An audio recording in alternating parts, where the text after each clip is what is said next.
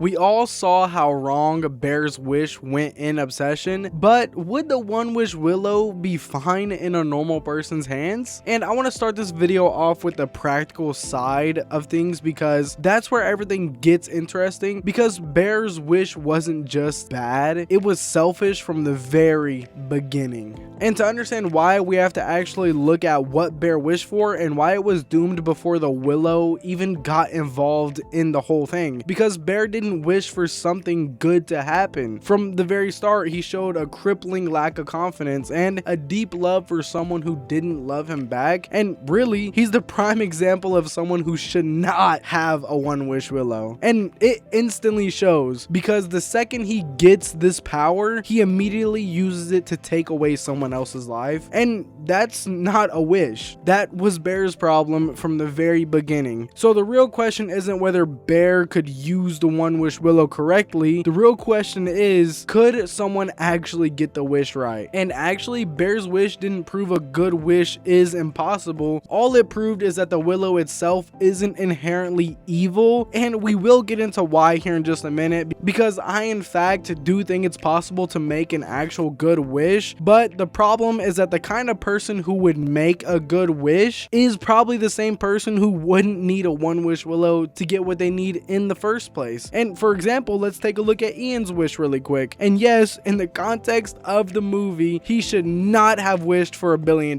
But his wish shows us something interesting. You can literally wish for anything, whether that's to wake up tomorrow with $1 billion or have 1 million subs on YouTube. Ian's wish worked no matter what it was, but even then, what would any of us actually do with $1 billion?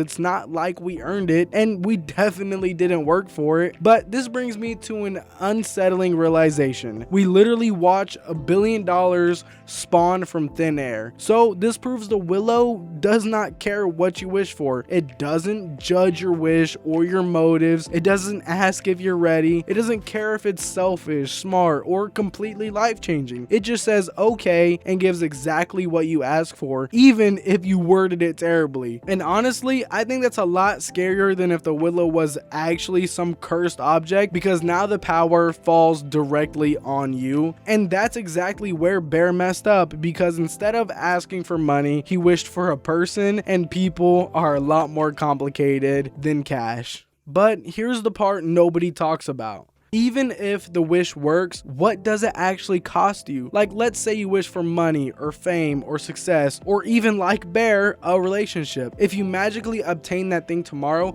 did you earn it?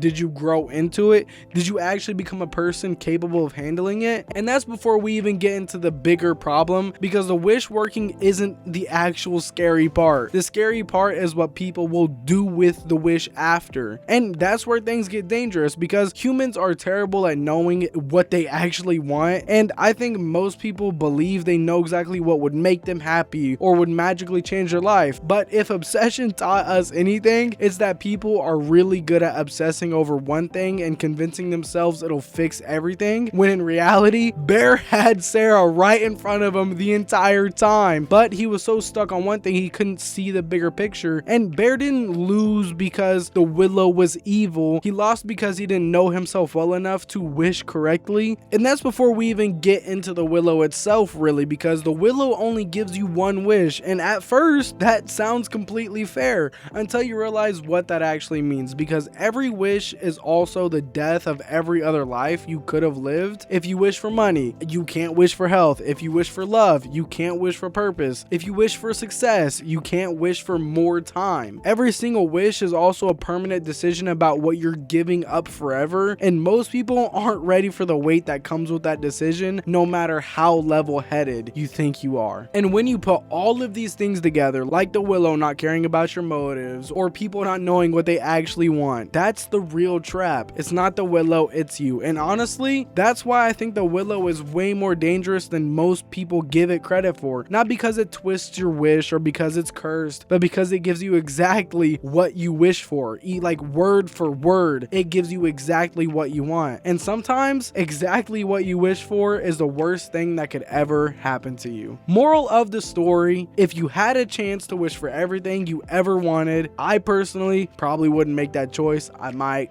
Who knows? And not because I think it would go wrong, but because I think I'd spend the rest of my life wondering if I should have wished for something else. And let me know down below, would you make that wish and what would you wish for? I'm very curious to see what you guys have to say.